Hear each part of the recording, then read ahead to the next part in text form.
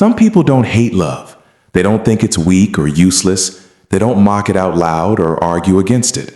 They simply don't do it. If you listen carefully, you'll notice them.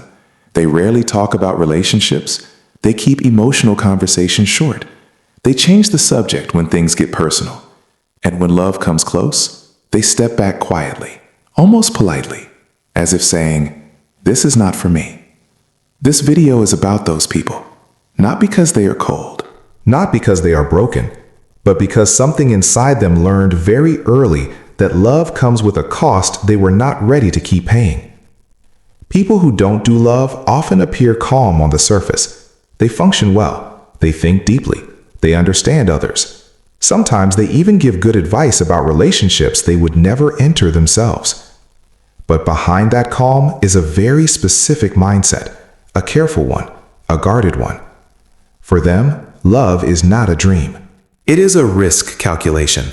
They've seen how attachment changes people, how expectations grow quietly, how dependence sneaks in unnoticed, how disappointment rarely announces itself before arriving. So they choose distance, not dramatically, not angrily, just deliberately. Psychologically, this behavior rarely comes from one big heartbreak. More often, it forms slowly. It begins with small emotional lessons, being the one who cared more, Being misunderstood when they tried to explain their feelings, being told they were too much or too sensitive, watching love turn into obligation, watching affection fade without warning.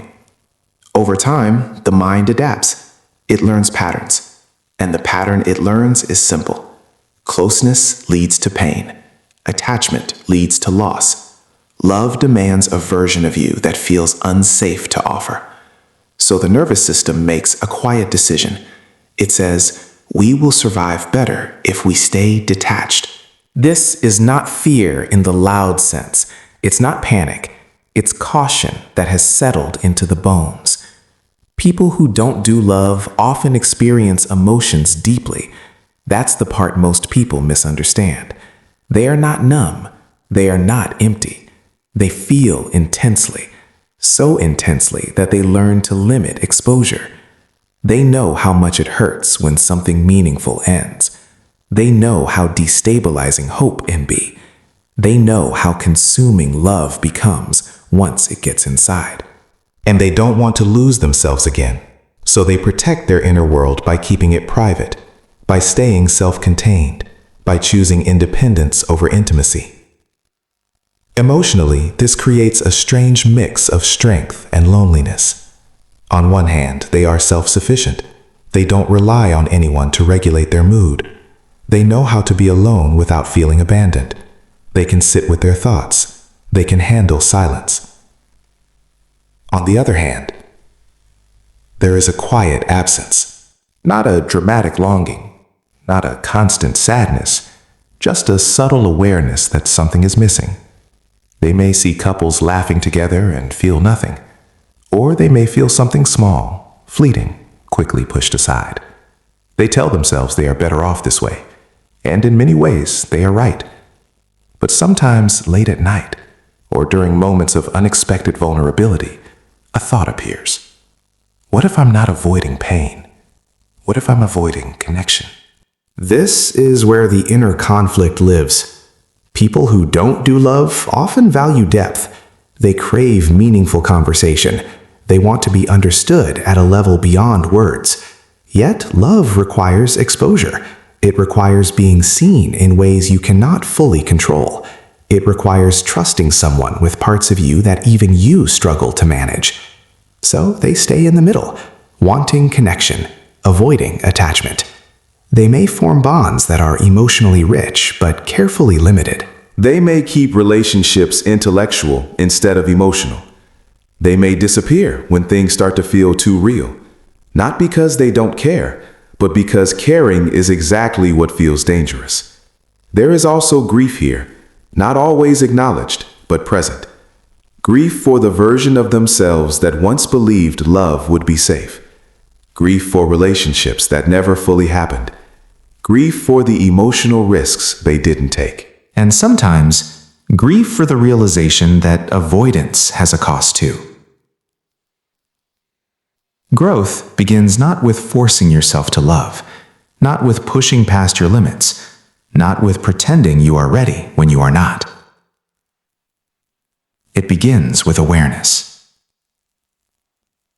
Understanding that your distance had a purpose, that it protected you when you needed protection, that it helped you survive emotionally. There is no shame in that. But awareness also asks a harder question. Is this still serving me? Or is it just familiar? Emotional maturity doesn't mean suddenly opening your heart to everyone. It doesn't mean romantic optimism. It doesn't mean ignoring your boundaries. It means allowing the possibility that connection and safety don't have to be opposites. It means learning to choose people slowly, to communicate limits clearly, to stay present even when discomfort arises. It means realizing that love doesn't always demand self-abandonment, that intimacy can exist without losing control. That vulnerability can be paced. For people who don't do love, growth often looks quiet, internal, almost invisible to others. It may start with staying instead of withdrawing, with expressing a feeling before it turns into silence, with letting someone misunderstand you and not immediately closing off. It's not about changing who you are. It's about softening the rigidity that formed around old Cain. And even then, love may never look conventional for you. It may be calm, slow, selective. That's okay. Some people are not meant to love loudly. They love carefully, consciously, with restraint and depth. And some may still choose not to do love at all, not because they are incapable, but because they have decided that their peace, autonomy, and emotional stability matter more. That choice too deserves respect. The key is honesty with yourself. Not pretending you don't care when you do, not forcing desire when it's absent. Not shaming yourself for needing distance. People who don't do love are often misunderstood, but they understand themselves more than most realize. And if one day they choose connection, it won't be because they were convinced. It will be because they felt safe enough to stay.